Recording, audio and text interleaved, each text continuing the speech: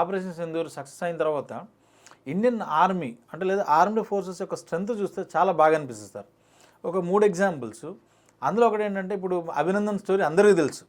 Abhinandan just MiG అనేటటువంటి యుద్ధ విమానం వేసుకొని పోయి దాన్ని యాక్చువల్గా ఎగిరే శవపేటికలు అంటారు, F-16 కొట్టి పడేసింది సార్. అవునండి. ఆ తర్వాత మనం కార్గిల్ వార్లో మనం ఆపరేషన్ విజయ్ గురించి కూడా మాట్లాడుకుంటే టెర్రరిస్టులేమో పైన కొండపై ప్రాంతంలో వాళ్ళు, మన వాళ్ళేమో కింద ఉన్న వాళ్ళు పైన కొట్టడం చాలా కష్టం, పై వాళ్ళు కింద వాళ్ళని కొట్టడం చాలా ఈజీ. ఆయన కూడా సక్సెస్ఫుల్గా టార్గెట్ని ఛేదించారు సార్. ఎలాగ మీరు మాట్లాడుతూ కూడా సర్గోదా గురించి చెప్పినప్పుడు 2 టెర్మినల్స్ ఇట్లా ఉంటే ఆ పాయింట్ని చూసి అంత ప్రెసిషన్ అంత అక్యురేట్గా కొట్టిరంటే ఇటువంటి చదివితే సెల్యూట్ ఆర్మ్డ్ ఫోర్సెస్ అనిపిస్తుంది అండ్ రోమాలు కూడా నిక్కబొడుస్తాయి. దాంతోపాటు పవన్ కళ్యాణ్ సినిమా ఒకటి ఉంటుంది సార్, ఆ సినిమా పేరు గుర్తులేదు, అందులో ఒక డైలాగ్ ఉంటుంది, బండి పవర్ బండి ఇంజన్లో కాదు దాన్ని నడిపించేవాడి నరాల్లో ఉంటుంది అని అంటాడు Pawan Kalyan. Army forces strength చూస్తే అట్లా అనిపిస్తుంది. అట్లా కొన్ని ఎగ్జాంపుల్స్ ఏమైనా చెప్తే సార్ అంటే నెక్స్ట్ జనరేషన్స్కి ఉంటాయి. సొంత మార్కెటింగ్ అనుకోకపోతే ఇటీవలే నేను అజ్ఞాత కశ్మీర్ ఫైల్స్ అని ఒక పుస్తకం రాశాను. ఓకే. ఈ అజ్ఞాత కశ్మీర్ ఫైల్స్ పుస్తకంలో మన జవాన్లు చేసినటువంటి అసమానమైనటువంటి సాహసాలు, త్యాగాలు, సాధారణ పౌరులు చేసినవి, జవాన్లు చేసినటువంటివి, దాన్ని క్రానికల్ చేస్తూ ఒక చిన్న పుస్తకమే కానీ జవాన్లు ఏ రకమైన త్యాగాలు చేస్తారు అన్నది.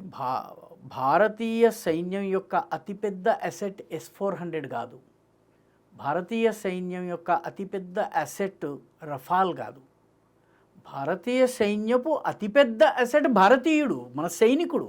అవును సార్.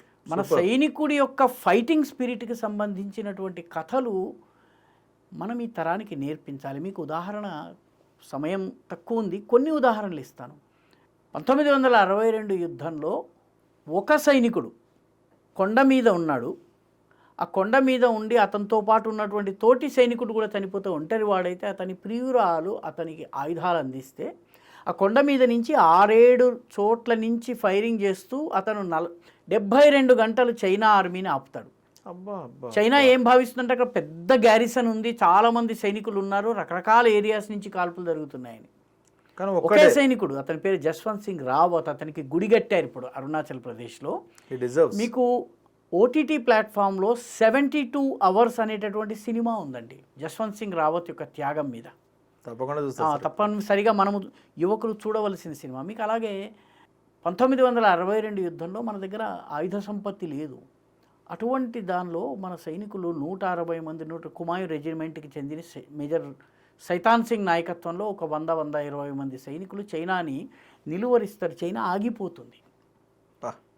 నెక్స్ట్ ఇయర్ ఆ సైనికులందరూ ఏమయ్యారో కూడా తెలియక మనం మిస్సింగ్ రాసుకున్నారు మన వాళ్ళు. నెక్స్ట్ ఇయర్ పశువుల కాపరులు వెళ్ళినప్పుడు వాళ్ళు చూస్తే అక్కడ 120 మంది సైనికులు వార్ పొజిషన్లో కూర్చున్నాడు. ఒకటి చేతిలో తుపాకీ ఉంది, ఒకటి వేలు ట్రిగ్గర్ మీద ఉంది, ఒకడు బాంబు లోడ్ చేస్తున్నాడు. ఈ పొజిషన్లో చనిపోయాడు. వాళ్ళ యొక్క నాయకుడు ఎవరైతే ఉన్నారో అతని శరీరంలోని పేగులు పొట్టలోంచి బయటకు వస్తే లోపలికి అదిమి పట్టుకుని ట్రిగ్గర్ మీద వేలుంది. మంచులో ఉన్నాయి కాబట్టి శవాలు పాడు కాలేదు. ఏదో సినిమాలో సీన్ క్రియేట్ చేసినట్టుగా 120 మంది ఉంటే తిరిగి వచ్చి చూస్తే ఆ 120 మందికి అక్కడ స్మారకాన్ని కట్టారండి. మేజర్ సైతాన్ సింగ్ అతని పేరు.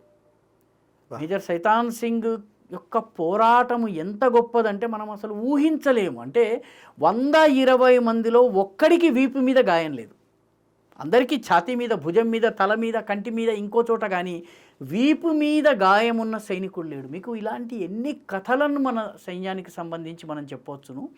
ఎన్ని రకాల పౌరుషాన్ని వాళ్ళు అన్నట్టు ఏమీ లేదు మనకు. ఆ సమయంలో మ్యాపులు లేవు, మంచుకు కావలసిన బూట్లు లేవు, ఏమీ లేకపోయినా మన సైనికుడు పోరాడాడు. కాబట్టి భారతీయ జవాను యొక్క సాహసం కానీ అతని పౌరుషం కానీ దానికి సంబంధించిన కథలు అనేకం ఉన్నాయండి. ఎన్ని కథలు ఉన్నాయంటే, నీ జీవిత లక్ష్యం ఏమిటి అన్నాడు సైన్యంలో చేరుతున్నప్పుడు ఇంటర్వ్యూలో. అంటే అతను అన్నాడు, నాకు పరమవీర చక్ర కావాలన్నాడు. నువ్వేం మాట్లాడుతున్నావు నీకు తెలుసా అని అన్నాడు. లేదంటే పరమవీర చక్ర కోసమే సైన్యంలోకి వచ్చానన్నాడు. అతని పేరు మీద ఈ మధ్యనే సినిమా, మనోజ్ పాండే మీద సినిమా వచ్చిందండి ఈ మధ్య. అవును, సినిమా వచ్చింది. ఎవరో, నేను హీరో ఎవరో నాకు గుర్తులేదు, కానీ అతని మీద సినిమా వచ్చింది. కాబట్టి భారతీయ సైనికుల యొక్క పౌరుషం, ఈ సైన్యమే ఈ దేశపు అసెట్. అవును సార్. ఈ దేశపు సైనికుడే ఈ దేశపు రియల్ అసెట్. ఎందుకంటే ఆయుధాలు లేని సమయంలో కూడా హవల్దార్ అబ్దుల్ హమీద్ అతను భుజం మీద పెట్టుకున్నటువంటి గన్ తోటి 7 ట్యాంకుల్ని బద్దలు కొట్టాడు. ప్రపంచంలో 4 ట్యాంకులు బద్దలు కొట్టగానే పరమవీర్ చక్ర అనౌన్స్ చేశారు. తర్వాత 3ని బద్దలు కొట్టాడు అతను. బా గూస్ బంప్స్ వస్తున్నాయి సార్ మీరు చెప్తుంటే. అంటే ఇలా మన దేశపు శౌర్య పరాక్రమాల గురించి, మన సైనికుల గురించి, మన మొట్టమొదటి పరమవీర చక్ర మేజర్ సోమనాథ్ శర్మ, కాశ్మీర్లో ఆయన చనిపోతారు.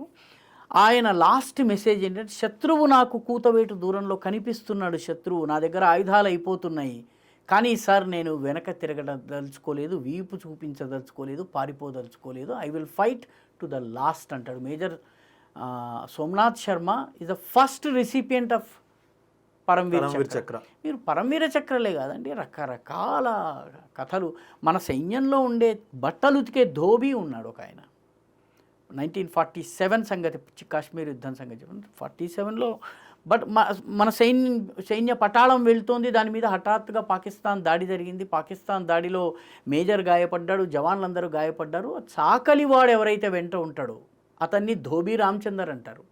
రామచందర్ గన్ తీసుకుని పాకిస్తానీల్ని చంపేసేసి తన భుజాన మేజర్ని వేసుకుని సురక్షిత ప్రాంతానికి తీసుకొస్తాడు.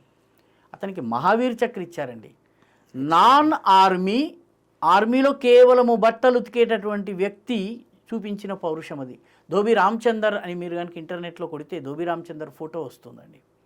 అసలు మేజర్ తిమ్మయ్య అతనికి మహావీర్ చక్ర అతని భుజాన తగిలిస్తాడు. నాన్ ఆర్మీ పర్సన్కి మహావీర్ చక్ర ఇచ్చినటువంటి 2 ఉదాహరణలు ఉన్నాయి, అందులో ఇది ఒకటి. ఆర్మీలతో సంబంధం లేనటువంటి వాళ్ళు యుద్ధంలో వాళ్ళు పాల్గొన్నారు. They are not train to use the gun, కానీ వాళ్ళు యుద్ధంలో గన్ని వాడారు, చంపారు, విజయం సాధించారు, తిరిగి వచ్చారు. కాబట్టి ఇటువంటి అనేక కథలు ఉన్నాయి. మనము ఈ తరం తెలుసుకోవాల్సిన అవసరం ఉంది.